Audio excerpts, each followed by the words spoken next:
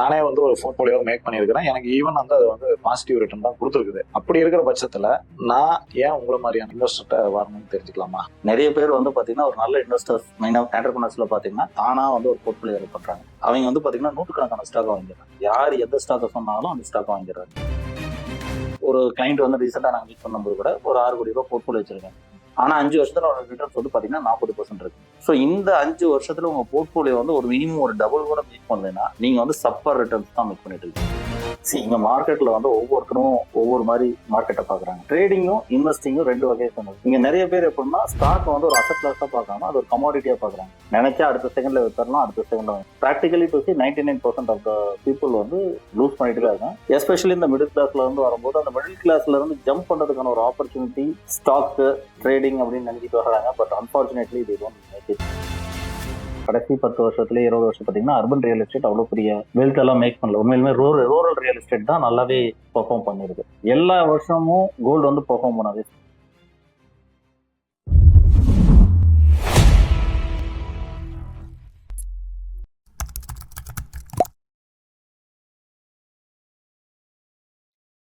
Welcome to beyond limits by Google.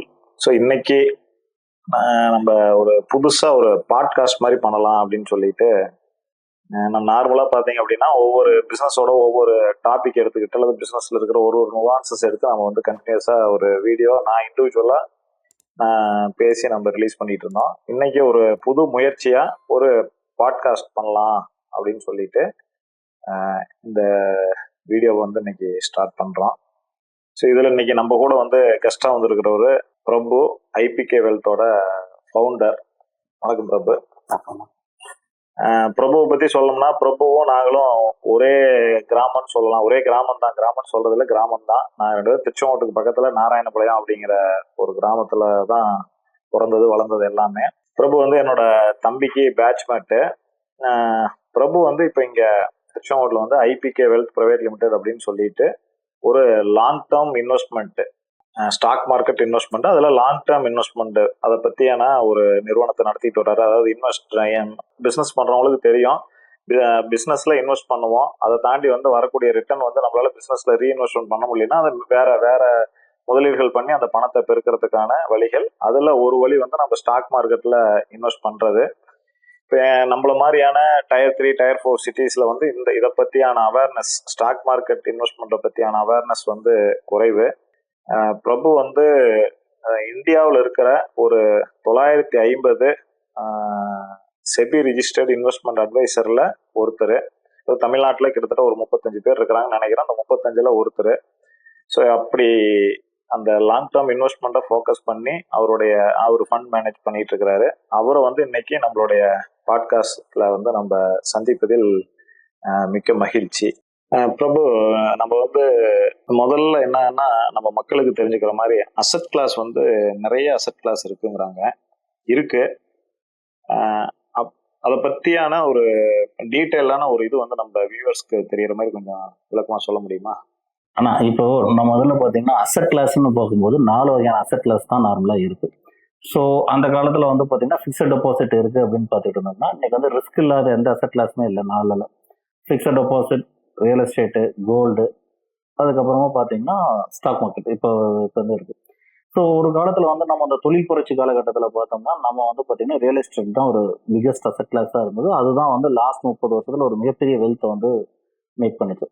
So இந்த real எஸ்டேட்லையுமே பார்த்தீங்கன்னா நம்ம முதல்ல வந்து ரூரல் அர்பன் 2 இருக்கு. ஸோ அர்பன் ரியல் எஸ்டேட் வந்து பார்த்தீங்கன்னா உண்மையிலேயே பெரிய வெல்த்தெல்லாம் கடைசி 10 வருஷத்துலேயே 20 வருஷத்துல ஈவன் 30 வருஷத்துலேயே பார்த்தீங்கன்னா அர்பன் ரியல் எஸ்டேட் அவ்வளோ பெரிய வெல்த்தெல்லாம் மேக் பண்ணல. உண்மையிலுமே ரூரல் ரியல் எஸ்டேட் தான் நல்லாவே பெர்ஃபார்ம் பண்ணிருக்கு. ஃபார் எக்ஸாம்பிள் ஒரு சென்னை அடையார் மாதிரி ஒரு ஏரியா எடுத்துக்கிட்டோம்னா ஒரு வருஷத்துக்கு வந்து 6% தான் வந்து உங்களுக்கு வந்து ரியல் எஸ்டேட்டோட க்ரோத் வந்து இருந்துட்டு இருக்கு. இதே நம்மளது மாதிரி சின்ன ஏரியா, அதாவது ரூரல் ஏரியாஸ்ல பார்த்தீங்கன்னா க்ரோத் வந்து அபரிவிதமா இருக்கு. பிகாஸ் ஒரு ஃபேக்டரிஸ் வருது, ஒரு ரிங் ரோடு வருது, அவுட்டர் ரிங் ரோடு வருது. அந்த மாதிரி டைம்ல ரியல் எஸ்டேட்டோட க்ரோத் அதிகமாக இருக்கு. லாஸ்ட் 20 இயர்ஸ்ல எடுத்துக்கிட்டீங்கன்னா அந்த அர்பன் ரூரல் ரியல் எஸ்டேட் வந்து நியர்லி அரௌண்ட் மோர் தென் 20% சிஏஜிஆருக்கு மேலே ரிட்டர்ன்ஸ் வந்து டெலிவர் பண்ணியிருக்கு. கிட்டத்தட்ட எல்லாத்தையுமே இன்னைக்கு ஒரு கோடீஸ்வரனா இருந்ததுல ரியல் எஸ்டேட்டோட பங்கு வந்து ஒரு மிக பெருசா இருக்கு. இது வந்து பாத்தீங்கன்னா ஒரு தொழில் புரட்சி காலத்தோட எண்டிங்லயும் ஒரு ஃப்ரீ ட்ரேட் எக்கானமியோட பிகினிங்லயும் நடந்த விஷயங்கள். ஸோ அடுத்த 20 வருஷம் பார்க்கும்போது வேற எந்த அசட் கிளாஸஸை விட வந்து பார்த்தீங்கன்னா ஈக்விட்டி தான் பெஸ்ட்டாக இருக்க போகுது. பிகாஸ் தொழில்கள் வளர்ந்தால் தான் எல்லாத்துக்கும் பணப்புழக்கம் வரும். பணப்புழக்கம் வரும்போது தான் ரியல் எஸ்டேட்டோட growth இருக்கும். ஸோ உண்மையான வளர்ச்சிங்கிறது வந்து பார்த்தீங்கன்னா பிஸ்னஸ்ல இருக்கு. ஒரு பிசினஸ் மேனா நம்ம இருக்கும்போது பார்த்தீங்கன்னா நமக்கு வந்து மற்ற பிசினஸ்னுடைய growth வந்து பழைய 20 வருஷத்துல எவ்வளவு வளர்ந்தோங்கிறது தெரியும். அடுத்த 20 வருஷத்துல எதை நோக்கி போக போகுதுன்னு தெரியும் போது பிசினஸ்னுடைய growth வந்து பார்த்தீங்கன்னா எக்ஸ்பென்ஷியலா இருக்கும். ஸோ அந்த பிசினஸ்ல வந்து பார்த்தீங்கன்னா நம்ம எல்லா பிசினஸ்லயும் பார்ட்டிசிபேட் பண்ண முடியாது. ஃபார் எக்ஸாம்பிள் நம்ம ஏரியாவில் போர்வெல் இருக்கு, இல்லை ஒரு டிரான்ஸ்போர்ட் இருக்கு, ஒரு டெக்ஸ்டைல்ஸ் இருக்குன்னா நம்ம அந்த பிசினஸ் சார்ந்து மட்டும்தான் நம்மளால யோசிக்க முடியும், என்டர்பிரினர்ஷிப் பண்ண முடியும். பட் இன்வெஸ்டிங்னு வரும்போது நமக்கு வந்து வெரைட்டி ஆஃப் ஆப்ஷன்ஸ் இருக்கு. இப்போ நாளைக்கு ஏஐ உள்ள வருது அப்படின்னு சொன்னா நம்ம ஏஐ கம்பெனில போய் நம்ம இன்வெஸ்ட் பண்ண முடியும், இல்ல வேற ஏதாவது ஒரு இன்ஃப்ராஸ்ட்ரக்சர் கம்பெனில இன்வெஸ்ட் பண்ண முடியும், ஒரு ஹாஸ்பிட்டல் ஸ்டாக் ஹெல்த் கேர்ல வந்து நம்மளால இன்வெஸ்ட் பண்ண முடியும், ஈவில பண்ண முடியும். ஈவில பண்ண முடியும். ஸோ இப்போ ஹெல்த் கேர் இருக்கு, நாளைக்கு வந்து உலகத்துல மனுஷன் இருக்கிற வரைக்கும் வியாதி இருக்கும், ஆனா நம்மளால ஒரு ஹாஸ்பிட்டல் கட்ட முடியாது, ஆனா ஒரு ஹாஸ்பிட்டல் ஸ்டாக் நம்மளால வாங்க முடியும். அந்த ஹெல்த் கேர்ல இருக்கிற growth-அ வந்து நம்ம வந்து ஒரு என்டர்பிரினர்ஷிப்ல எப்படி பிசினஸ்ல Returns. படுக்கிறோமோ அதே மாதிரி இதுலயும் எடுக்க முடியுங்கிறது தான் இருக்கும். ஸோ இதுல ரிஸ்க் கேட்டகரின்னு பார்க்கும்போது எதுவுமே ரிஸ்க் ஃப்ரீ இன்வெஸ்ட்மெண்ட்ஸ்னு ஒன்று இல்லவே இல்லை. ஃபார் எக்ஸாம்பிள் ஒரு எஃப்டி எடுத்துக்கிட்டிங்கன்னா கவர்மெண்டோட இன்ட்ரெஸ்ட் ரேட் எவ்வளோ இருக்கு, ஒரு இன்ஃப்ளேஷன் எவ்வளோ இருக்குங்கிறத பொறுத்து தான் இன்ட்ரெஸ்ட் ரேட் வந்து ஃபிக்ஸ் பண்றாங்க RBI. RBI interest rate fix பண்றதை பொறுத்து தான் நம்மளுடைய எஃப்டி ரிட்டர்ன்ஸ் இருக்கும். ஃபார் எக்ஸாம்பிள் இப்போ வந்து இன்ட்ரெஸ்ட் ரேட் வந்து ஃபாலிங்ல இருக்கும்போது வந்து வருங்காலத்துல இன்னும் அட்லீஸ்ட் ஒரு பீரியட் ஆஃப் 3 to 4 இயர்ஸ்னாச்சு இன்னும் வந்து நம்மளுடைய எஃப்டி ரிட்டர்ன்ஸ் வந்து டவுன் ட்ரெண்ட்ல தான் இருக்கும் போகுது. அதே மாதிரி ரியல் எஸ்டேட்டும் ஆல்ரெடி இட்ஸ் லைக் இன்னும் ஓவர் பர்ச்சேஸ் வேல்யூல தான் இருக்கு, பிகாஸ் வேற எந்த அசட் கிளாஸும் பெர்ஃபார்ம் பண்ணாதனால. மூணாவது கோல்டுங்கிறது வந்து பாத்தீங்கன்னா ஒரு 10% ரிட்டர்ன்ஸ் தான் வந்து இயர்லி 10 to 12% தான் லாஸ்ட் 20 இயர்ஸ் ஆவரேஜ் வருது. லாஸ்ட் 20 இயர்ஸ்ல 9% தான் நான் கேள்விப்பட்டேன்.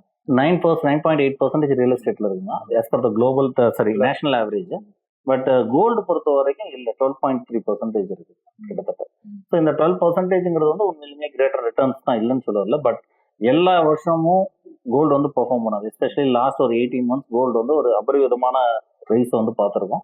பட் இது கண்டினியூ ஆகும்னா இவ்வளவு வேகமா கண்டினியூ ஆகாது. இதுக்கு எடுத்துக்கிற டைமிங் வந்து ரொம்ப அதிகமா இருக்கும். ஃபார் எக்ஸாம்பிள் எப்படின்னா இன்னொரு கோல்டு வந்து ஒரு 75,000 ஒரு பவுண்ட் இருக்கு அப்படின்னு சொன்னா ஒரு 2031 32ல டபுள் ஆகும்னா சான்சஸ் வந்து இருக்கு. பட் அடுத்த 2 வருஷத்துல வந்து அந்த growth வந்து இருக்காது. அது வந்து கொஞ்சம் ஸ்லோ டவுன் ஆகலாம். ஈவன் நெகட்டிவ் ரிட்டர்ன்ஸ் கூட இன்னொரு 1 or 2 இயர்ஸ் பார்க்கலாம். பட் ஒரு 6 வருஷம் 7 வருஷம் பீரியட்ல பாத்தீங்கன்னா மறுபடியும் கோல்டு ரைஸ் ஆகும். ஸோ இப்போ வந்து அசட் கிளாஸ்னு பார்க்கும்போது நம்ம வந்து ஃபிக்ஸட் டெபாசிட் ஒன்று, பட் அது வந்து லோ ரிஸ்க்கு லோ ரிட்டர்ன். அதில் ரிஸ்க்கு கிடையாது, ஆனால் வந்து ரிட்டர்ன் கிடையாது, இன்ஃப்ளேஷனுக்கே அது வந்து கட்டுப்படி ஆகாது. Real estate, gold, stock market investment. இதில் சிஏஜிஆர்னு ஒன்று சொன்னார், அது அந்த வார்த்தையை நீங்கள் கேள்விப்படல அப்படின்னா காம்பவுண்டட் ஆனுவல் க்ரோத் ரேட்டு, கண்டினியூஸாக எவ்வளோ % இயர் ஆன் இயர் க்ரோ ஆயிருக்குது அப்படிங்கிறது அதனுடைய மீனிங். பிரபு, இப்போ வந்து ஸ்டாக் மார்க்கெட்னாவே ட்ரேடிங் வாங்க, சம்டைம்ஸ் வந்து அதில் போய் பணத்தை இழந்துட்டு அது சூதாட்டம் அப்படிம்பாங்க. ஆனால் நீங்கள் வந்து ஒரு லாங் டேர்ம் ஸ்ட்ராட்டஜியாக லாங் டேர்ம் இன்வெஸ்ட்மெண்ட் அப்படின்னு சொல்லிட்டு சொல்கிறீங்க. அதை வந்து நீங்கள் ரொம்ப இன்சிஸ்ட் பண்ணுறதுக்கான ரீசன் என்ன? லாங் டேர்ம் ஸ்ட்ராட்டஜி தான் பெஸ்ட் அப்படின்னு சொல்லிட்டு. ஆனால் சிம்பிளான விஷயம் தான். இங்கே மார்க்கெட்டில் வந்து ஒவ்வொருத்தரும் ஒவ்வொரு மாதிரி மார்க்கெட்டை பார்க்குறாங்க. ஃபார் எக்ஸாம்பிள் வந்து அந்த இதில் ஒரு கதையில் சொல்கிற மாதிரி யானையை பார்த்த கூடங்கிற மாதிரி ஒருத்தர் வந்து செவுரு மாதிரி இருக்குது, ஒருத்தருக்கு தூண் மாதிரி இருக்குது, ஒருத்தர் கயிறு மாதிரி இருக்குங்கிற மாதிரி தான். ஸோ ட்ரேடிங்கும் இன்வெஸ்டிங்கும் 2 வகையை சேர்ந்தது. ஸோ ட்ரேடிங்கிறது வந்து பார்த்தீங்கன்னா என்ன, நம்ம பொருளை வாங்கி விற்கிற மாதிரி தான். இங்கே நிறைய பேர் எப்படின்னா ஸ்டாக் வந்து ஒரு அசட் கிளாஸாக பார்க்காம அது ஒரு கமாடிட்டியாக பார்க்குறாங்க. ஸோ ஒரு 10 ரூபாய்க்கு ஒரு பொருளை வாங்குறோம், 12 ரூபாய்க்கு விற்கும் போது நமக்கு லாபம் வருது. இது வந்து நம்ம வந்து பழைய காலத்துல இருந்து நமக்கு தெரிஞ்சதுதான். ஸோ அதனால என்ன ஆகுது அப்படின்னு பார்த்தீங்கன்னா நம்ம நிறைய தடவை ஒரு பொருள் எத்தனை தடவை வாங்கி விற்கிறோமோ அத்தனை தடவை லாபம் வருங்கிறது வந்து பார்த்தீங்கன்னா ஒரு கமாடிட்டியை ட்ரேடிங் பண்ற மாதிரி. இது நம்ம எல்லாத்துக்கும் வியாபாரத்தில் தெரிஞ்சதுதான். ஆனா ஸ்டாக்குங்கிறது வந்து பாத்தீங்கன்னா ஒரு அசட் கிளாஸ். ஸோ அந்த அசட் கிளாஸ் வந்து பாத்தீங்கன்னா அந்த மாதிரி நடக்காது. ஃபார் எக்ஸாம்பிள் ஒரு ரியல் எஸ்டேட் இருக்கு அப்படின்னு சொன்னோம்னா ஒரு 10 லட்ச ரூபாய்க்கு ஒரு லேண்டை வாங்கி 12 லட்ச ரூபா வரும்போது ஒவ்வொரு தடவை விற்றீங்கன்னா நீங்க 1000 தடவை வாங்கி விற்று இல்ல ஒரு 100 தடவை வாங்கி விற்று 2 கோடி ரூபாய் சம்பாதிக்க முடியாது. அது தப்புன்னு எல்லாத்துக்குமே தெரியும். ஆனா ஸ்டாக் வந்து எல்லாரும் அசட் கிளாஸா ஒத்துக்க மாட்டேங்கிறாங்க. ஏன்னா அதில் இருக்க லிக்விடிட்டி, நினைச்சா அடுத்த செகண்ட்ல வித்தரலாம், அடுத்த செகண்ட்ல வாங்கிடலாம். ஆனா ரியல் எஸ்டேட் அந்த மாதிரி பண்ண முடியாது. ஸோ அதனால ஸ்டாக் வந்து எல்லாருமே ஒரு அசட் கிளாஸா இல்லாம கமாடிட்டியா பண்றாங்க. அந்த கமாடிட்டியா பண்ணும்போது எப்படின்னா புரோக்கரேஜ் நிறைய லெவரேஜஸ் கொடுக்குறாங்க, நிறைய ஆப்ஷன்ஸ் இருக்கு, குயிக்கா மணி மேக் பண்ணிட முடியும்னு நம்புறாங்க. ஸோ 1000 தடவை ஸ்டாக்கை வாங்கி விற்றோம்னா நம்ம கோடி ரூபாய் சம்பாதிக்க முடியாது. ஒரு ஸ்டாக்கை வாங்கி 10 வருஷம் ஒரு அசட் கிளாஸ் மாதிரி பல வருஷம் வச்சிருக்கும் போது தான் அது காம்பவுண்டிங்ல நமக்கு வந்து வெல்த் பில்ட் பண்ணுங்கிறதா ஒன்று. அதாவது நீங்க சொல்ற மாதிரி தான் இன்னைக்கு வந்து 400 ட்ரேடர்ஸ்க்கு ஒரு இன்வெஸ்டர் தான் அவைலபிள் இருக்காங்க as per the SEBI data. இந்த மாதிரி ஸ்டாக்கை கமாடிட்டியா வச்சு நீங்க வந்து ட்ரேட் பண்றவங்களை பாத்தீங்கன்னா 91% பேர் வந்து பாத்தீங்கன்னா லாஸ் தான் வராங்கிறது தான் செபியோட டேட்டா. ரெண்டாவது ஈவன் அந்த இன்வெஸ்டர்ஸ் மீதி 9% இன்வெஸ்டர்ஸ்ல கூட எஃப்டி ரிட்டர்ன்ஸை கூட 60% ஆஃப் த இன்வெஸ்டர்ஸ் வந்து எடுக்கிறதே கிடையாது. ட்ரேடர்ஸ் இன்வெஸ்டர்ஸ்லேயே வந்து பாத்தீங்கன்னா 60% ஆஃப் த பீப்புள் வந்து எஃப்டி ரிட்டர்ன்ஸ் கூட எடுக்கணும். மோர் தென் 80% வந்து பாத்தீங்கன்னா பெஞ்ச் மார்க் ரிட்டர்ன்ஸை கூட பீட் பண்ண முடியறது இல்லை இண்டிவிஜுவல் இன்வெஸ்டிங்ல. ஏன்னா ஸ்டாக்கை வந்து பாத்தீங்கன்னா இதே மாதிரி தான் ஒரு ஏறாம இருக்கும்போது விலை உயராம இருக்கும்போது பாத்தீங்கன்னா அது கமாடிட்டியா நினைச்சு சீக்கிரமா டிஸ்போஸ் பண்ணிடுறாங்க. லிக்விடிட்டி வந்து ஈஸியா பாசிபிள் ஆகுது. பட் அந்த பாசிபிலிட்டி உடச்சிட்டே இல்லை. ஒரு 5 வருஷத்துக்கான அசட் கிளாஸா நீங்க பாத்தீங்கன்னா நிறைய பேர் பாத்தீங்கன்னா நல்ல வெல்த் மேக் பண்ணிருக்காரு. இல்ல நான் வந்து கேள்விப்பட்டிருக்கிறேன், அந்த வாரன் பஃபெட் வேர்ல்டோட பிக்கஸ்ட் இன்வெஸ்டர், அவரெல்லாம் வந்து லாங் டேர்ம்ல தான் வெல்த்தை மேக் பண்ணாரு அப்படின்னு சொல்லிட்டு. ஆனா பீப்புள் வந்து நார்மலா நம்ம அந்த சைக்காலஜிக்கலா தூண்டுதல் வந்து அந்த வாங்கி விற்கிறதுல ஒரு த்ரில் அப்படி இப்படின்ட்டு அதுக்கு போயிடுறாங்க. ப்ராக்டிக்கலா வந்து பாத்தீங்கன்னா போர் அடிக்குதுன்னு ஸ்டாக்ஸ்ல ட்ரேட் பண்றீங்க தான் அதிகம். அவங்களுக்கு தேவை வந்து ஒரு கேமிங்ல அந்த பப்ஜி கேம் மாதிரி இல்ல அந்த ப்ளூ வேல் ஒரு கேம் வந்து பயங்கர ப்ராப்ளம் ஆகி அடிக்ஷன் எல்லாம் வருதுன்னு சொல்றாங்க. ஆக்சுவலா அதோட மோசமான அடிக்ஷன் வந்து ஸ்டாக் ட்ரேடிங். ஸோ அது வந்து பாத்தீங்கன்னா உங்களுக்கு கொடுக்குற ஒரு எந்தூசியாசம் வந்து ரொம்ப அதிகமா இருக்கும். But literally we cannot make money, we lose the money. அதாவது எல்லாருமே விளையாடுவோம், கேம் விளையாடுவோம், வீடியோ கேம் விளையாடுவோம், PS5 எல்லாருமே வாங்கி விளையாடுவோம். ஸோ அந்த விளையாட்டுல வந்து பணம் சம்பாதிக்க முடியும். சம்பாதிக்கிறதுக்கு நம்ம ஒரு வேலை செய்வோம், விளையாட்டுக்கு ஒன்று பண்ணுவோம். ஸ்டாக் விளையாட்டையே வாழ்க்கையாக்கிக்க முடியும்னா அது மணி மேக்கிங்காக பண்ண முடியும்னா மைட் பி யாராவது 1-2 பேருக்கு might be possible, they might find the loophole. But practically to see 99% of the people வந்து லூஸ் பண்ணிட்டு தான் இருக்காங்க. எஸ்பெஷலி இந்த மிடில் கிளாஸ்ல இருந்து வரும்போது அந்த மிடில் கிளாஸ்ல இருந்து ஜம்ப் பண்றதுக்கான ஒரு ஆப்பர்ச்சுனிட்டி ஸ்டாக் ட்ரேடிங் அப்படின்னு நினைச்சிட்டு வர்றாங்க. But unfortunately they don't make it out of the way.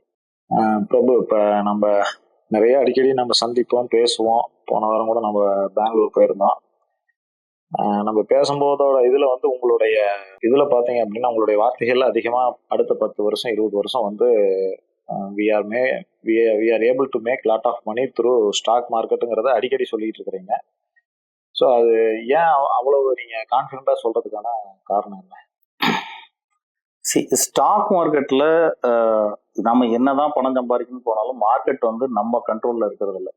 Market நல்லா இருக்கும் போது தான் நம்ம சம்பாதிக்க முடியும். மார்க்கெட் வந்து வர்ஸ்ட் பீரியட்ல இருந்ததுன்னா நம்மளால யாருனாலையும். ஸோ இந்த எக்கானமி வந்து பார்த்தீங்கன்னா கிட்டத்தட்ட லாஸ்ட் 10 இயர்ஸ்ல இருந்ததுக்கும் இப்போ இருக்கிறதுக்கும் டிஃபரன்ஸ் பார்த்தீங்கன்னா கிட்டத்தட்ட பார்த்தீங்கன்னா பயங்கரமான சேஞ்சஸ் இருந்தது. ஃபார் எக்ஸாம்பிள் இந்தியா வந்து 1991 எக்கனாமிக்கல் லிபரலைசேஷன் வந்தபோது ஒரு 300 பில்லியன்ல ஆரம்பிச்ச இந்தியாவோட ஜிடிபி இன்னைக்கு அரௌண்ட் 4 ட்ரில்லியன் வந்து நம்ம தொட்டுருக்கோம். ஆனா இந்த 4 ட்ரில்லியனை தொட்டுறது பார்த்தீங்கன்னா லாஸ்ட் 10 இயர்ஸ்ல தான் ஹை ஆச்சு. லைக் 2015 இந்தியாவோட டோட்டல் ஜிடிபி வந்து பாத்தீங்கன்னா வெறும் 2 ட்ரில்லியன் தான் இருந்தது. இன்னைக்கு ஒரு 4 ட்ரில்லியன், கிட்டத்தட்ட ஒரு டபுள வந்து 10 இயர்ஸ்ல மேக் பண்ணாங்க. இதுக்கான க்ரோத் பீரியட் வந்து பாத்தீங்கன்னா வெறும் அரௌண்ட் 7% க்ரோத் தான் நம்ம அட்டெண்ட் பண்ணோம். ஸோ இந்த பாஸ்ட் ப்ரீவியஸ் இயர் வச்சுக்கிட்டோம்னா கூட அடுத்த 10 இயர்ஸ்ல வந்து இதே 7% இருந்தோம்னா 2000 அரௌண்ட் இன்னைக்கு வந்து world's 4th largest economy, fastest growing economy. So 7% to 7.5% growth வச்சுக்கிட்டோம்னாவே அரௌண்ட் 2035 பாத்தீங்கன்னா அரௌண்ட் 9 to 10 ட்ரில்லியன் வந்து பாத்தீங்கன்னா நம்ம ரீச் ஆகுங்கிறது ஒரு கன்சர்வேட்டிவ் பொசிஷன்லயே பாத்தீங்கன்னா. ஸோ ஜிடிபிங்கிறது தெரியும். இப்போ டோட்டல் உள்நாட்டு உற்பத்தி அப்படிங்கிறது தான் நமக்கான முக்கியமான விஷயம்.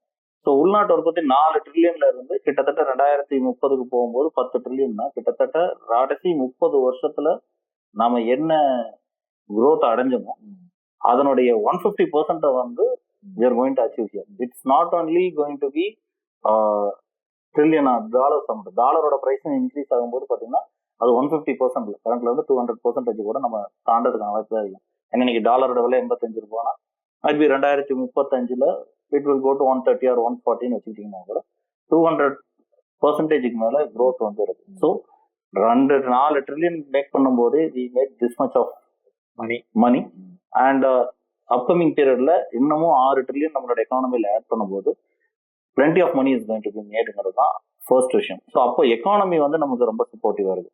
மார்க்கெட்லயும் பாத்தீங்கன்னா மார்க்கெட் ஏன் சப்போர்ட்டிவா இருக்குன்னு பாத்தீங்கன்னா 2019 இந்தியாவில இருந்து டோட்டல் 3 கோடி டிமேட் இருக்கும். இன்னைக்கு வந்து பாத்தீங்கன்னா கிட்டத்தட்ட 20 கோடி டிமேட் அக்கௌண்ட் வந்து இந்தியாவில் வந்து ஓப்பன் ஆயிருக்கு. எஸ்பெஷலா லாஸ்ட் 12 months நிஃப்டி வந்து கிட்டத்தட்ட 0 ரிட்டர்ன்ஸ் கொடுத்துருக்குது. இந்த டைம்ல கூட 4 கோடி டிமேட் அக்கௌண்ட் வந்து புதுசா ஓப்பன் ஆகும். ஸோ ரீட்டைல் பார்ட்டிசிபேஷன் வந்து பாத்தீங்கன்னா பழசை விட அதிகமா இருக்கு. அப்புறம் வேர்ல்ட்ஸ் நீங்க சொன்ன மாதிரி தான் வேர்ல்ட்ஸ் ஃபாஸ்டஸ்ட் க்ரோயிங் எக்கானமியா இருக்கும்போது எஃப்ஐஐ வந்து ரொம்ப நாளைக்கு நம்மள அவாய்டும் பண்ண முடியாது. ஸோ இன்னைக்கு வெளியில போயிருக்கிற எஃப்ஐஐ வந்து பாத்தீங்கன்னா might be within year or 2க்குள்ள அவங்க உள்ள வரும்போது இந்தியன் எக்கானமி வந்து பூஸ்ட் ஆகும். தேர்டு வந்து பாத்தீங்கன்னா எல்லா எக்கானமியும் வளர்றதுக்கு ஒரு பர்டிகுலர் ரீசன்ஸ் வந்து இருக்கும். 1996 வாஜ்பாய் பீரியட்ல நம்மளுடைய அந்த கோல்டன் காரிடார் ரோட்ஸ் தான் வந்து இந்தியன் எக்கானமியை அடுத்த லெவல் போனாங்க. பிகாஸ் கனெக்டிவிட்டி அதிகமாச்சு. அன்னைக்கு வந்து வெறும் 4000 கோடி ரூபாய் ஒரு வருஷத்துக்கு ஒரு போட்ட ரோடு தான் இந்தியாவோட எக்கானமி 300 பில்லியன்ல இருந்து நீங்க 4 ட்ரில்லியன் கொண்டு சேர்ந்துருக்கு. இன்னைக்கு 2020 இருந்து கொரோனா டைம்ல இருந்து பாத்தீங்கன்னா இந்தியன் கவர்மெண்ட் வந்து 10 லட்சம் கோடி ரூபாய் கேபிட்டல் எக்ஸ்பெண்டிச்சருக்காக போட்டுருக்காங்க. இந்த கேபிட்டல் எக்ஸ்பெண்டிச்சருக்கான இன்ஃப்ராஸ்ட்ரக்சர் வந்து பாத்தீங்கன்னா இன்க்ரீஸ் ஆக எக்கானமியோட பூஸ்ட் வந்து ஒரு அடுத்த 5 வருஷம் 6 வருஷம் தெரியும். ஃபார் எக்ஸாம்பிள் ஒரு 27க்கு மேலேயே இந்த growth ரேட் வந்து இப்ப இருக்கிறதோட எக்ஸப்ஷனலா இருக்குமே தவிர குறையறதுக்கான வாய்ப்புகள். இதை கவர்மெண்ட்டும் கண்டினியூ பண்ற பிளான்ல இருக்கும்போது பாத்தீங்கன்னா ஸோ நம்மளுடைய growth வந்து பாத்தீங்கன்னா கம்பேர் டு லாஸ்ட் 10-15 இயர்ஸ் அடுத்த 15 இயர்ஸ் வந்து பாத்தீங்கன்னா இன்னும் எக்ஸ்பென்ஷியலா இருக்கிறதுக்கான சான்சஸ் தான் அதிகமா இருக்கு. ரெண்டாவது நம்மள வந்து எக்ஸ்போர்ட் எக்கானமி கிடையாது. இப்போ இந்தியாவோட ஜிடிபியில பாத்தீங்கன்னா ஒரு 67% வந்து இன்னமும் டொமஸ்டிக் ட்ரேட்ல தான் இருக்கு. ஸோ 140 கோடி மக்களுக்கான தேவைகளை பூர்த்தி பண்றதுக்கு நமக்கு இன்னும் நிறைய உற்பத்திகள் தேவைப்படுது. ஏன்னா அந்த இம்போர்ட் எக்கானமி குறைஞ்சு உள்நாட்டு உற்பத்தி வந்து அதிகரிக்கும். ஸோ அப்போ உள்நாட்டு உற்பத்தி அதிகமாச்சுன்னா பிசினஸ் ஃப்ளோரிஷ் ஆகும். பிசினஸ் ஃப்ளோரிஷ் ஆகும்போது அது ரெஸ்பெக்ட் பண்ற ஒரே இடம் ஸ்டாக் மார்க்கெட்டை தான் இருக்கும். ஸோ அதுக்கப்புறமா ரியல் எஸ்டேட்லயும் உங்களுக்கு ரிஃப்ளெக்ட் ஆகும். பட் ஃபர்ஸ்ட் ரிஃப்ளெக்ட் ஆகிற இடம் வந்து இல்ல குயிக்கா ஹையர் growth இருக்கிற இடம் வந்து பாத்தீங்கன்னா ஸ்டாக் மார்க்கெட்டா இருக்கும். ஸோ அதான் நானும் வந்து இப்போ இந்த வாரன் பஃபெட்டை நம்ம ஏற்கனவே பேசினோம். அவர் பேசும்போது இந்த ஆப்பிள் கொக்கோ கோலா அதில் இன்வெஸ்ட் பண்ணி தான் he made a lot of huge money. Then அந்த பிஒய்டி நினைக்கிறேன் சைனாவோட பிஒய்டியில். ஸோ இதில் முக்கியமான கவனிக்க வேண்டிய விஷயம் அந்த காம்பவுண்டட் growth.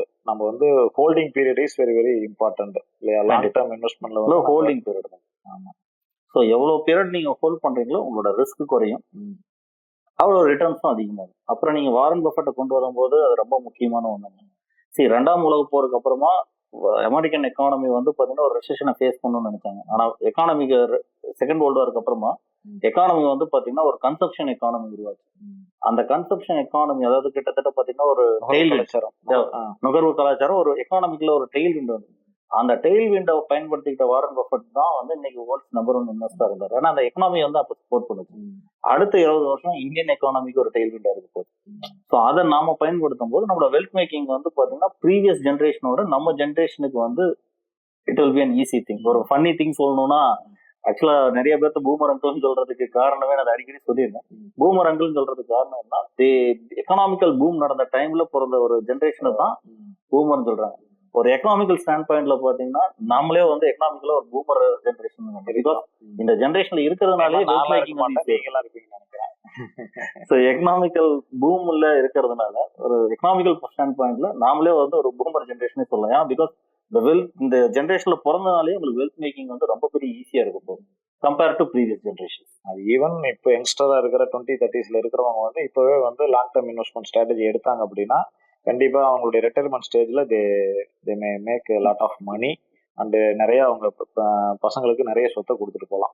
கண்டிப்பா அதுதான் உண்மை. பிரபு, இப்போ அடுத்தது இப்போ நான் ஸ்டாக் மார்க்கெட்டில் இன்வெஸ்ட் பண்ணோம்னா எனக்கு everywhere the tips is available. சில பேர் நான் டிப்ஸ் தரேன், எனக்கு மெயில் வருது, வாட்ஸ்அப் மெசேஜ் வருது. ஸோ இந்த மாதிரி ஒரு சூழ்நிலையில் இருக்கும்போது ஏன் வந்து நான் வந்து உங்களை மாதிரியான அட்வைசர் வந்து வரணும், அட்வைசரை வச்சு நான் இன்வெஸ்ட் பண்ணணும்? ரொம்ப கரெக்ட் தாங்க. ஆக்சுவலா என்னன்னா இங்க நிறைய பேர் டிப்ஸ் கொடுக்குறாங்க. டிப்ஸுங்கிறது வந்து பாத்தீங்கன்னா போற போக்குல நிறைய பேர் ஃபேஸ்புக்ல, வாட்ஸ்அப்ல, டெலிகிராம்ல நீங்க கொடுங்க நாங்க இப்படி பண்ணி தரோம், அந்த மாதிரி இவ்வளோ ப்ராஃபிட் வந்துடும் அவ்வளோ. பேசிக்கா அது என்னன்னா இந்த டிப்ஸ் எல்லாமே ஒரே விஷயத்த ஃபோக்கஸ் ஆகி தான் இருக்கு. என்னன்னா trading again to say. And நார்மலா டிப்ஸ் வந்து பாத்தீங்கன்னா இந்த லாங் டேர்ம் இன்வெஸ்டிங்ல ஒர்க் ஆகாது ப்ராக்டிக்கலா. அதுக்கு வந்து பாத்தீங்கன்னா நாங்க 3 ரீசன் சொல்றோம். ஒன்னு, இந்த டிப்ஸ் வந்து பாத்தீங்கன்னா எது கொடுக்குறாங்க. ஃபார் எக்ஸாம்பிள் ஒரு கஸ்டமர் வந்து 6 மாசம் ஒரு தேவைக்காக ஒரு இன்வெஸ்ட் பண்றாருன்னா அவருக்கு நீங்க கிரியேட் பண்ற போர்ட்ஃபோலியோவும் 6 வருஷம் வச்சிருக்கணுங்கிறதுக்காக கிரியேட் பண்ற போர்ட்ஃபோலியோ வேற வேற மாதிரி இருக்கும். அது வந்து பாத்தீங்கன்னா இந்த டிப்ஸ் கொடுக்குறவங்களுக்கு தெரியாது. அவங்களுக்கு வந்து பாத்தீங்கன்னா இந்த ஸ்டாக் விலை ஏறும் கொடுப்பாங்க. உங்களோட தேவை வந்து அடுத்த 10 வருஷத்துல இந்த எக்கனாமிக்கல் growth நீங்க அட்டைன் பண்ணணும்னு ஒரு போர்ட்ஃபோலியோ கன்ஸ்ட்ரக்ட் பண்றதுக்கும் அடுத்த 10 நாள்ல 20 நாள்ல ஒரு ஸ்டாக் வந்து விலை ஏறுங்கிறதுக்கும் எந்த சம்மந்தமுமே கிடையாது. ஸோ இந்த இடத்துல வந்து பார்த்தீங்கன்னா major of the tips providers வந்துடும். ரெண்டாவது உங்களுடைய ரிஸ்க் ப்ரொஃபைல் இருக்கு. ஃபார் எக்ஸாம்பிள் ஒருத்தர் 20 வயசு இருக்கிற ஒரு பையன் என்ன மாதிரி ஒரு ரிஸ்க் எடுக்கணுங்கிறதுக்கும் ஒருத்தர் வந்து ரிட்டையர்மெண்ட்டுக்கு இன்னும் 5 வருஷம் தான் இருக்குங்கும் போது அவருடைய ரிட்டையர்மெண்ட் கார்பஸ் வந்து இன்வெஸ்ட் பண்ணியிருந்தாருன்னா அவர் எந்த மாதிரி ரிஸ்க் எடுக்கணுங்கிறது வேற வேற வகையை சேர்ந்தது. இது ரெண்டுமே இல்லாம வெறும் ஃபினான்ஷியல் பிளானிங் அந்த கிளைண்டோட ரிஸ்க் ப்ரொஃபைல் புரியாம ஒருத்தர் டிப்ஸ் கொடுத்தாருன்னா அது வந்து பாத்தீங்கன்னா அந்த கிளைண்ட்டுக்கு எந்த வகையிலுமே நன்மை வராது. அதுதான் மெயின் மேஜர் சிக்கல். மூணாவது வெயிட்டேஜ் மேனேஜ்மெண்ட் ஒன்று இருக்கு. ஃபார் எக்ஸாம்பிள் நீங்க வந்து ஒரு 10 லட்ச ரூபா ஃபண்ட் வச்சிருக்கீங்க. ஒருத்தர் வந்து டிப்ஸ் கொடுக்குறாரு.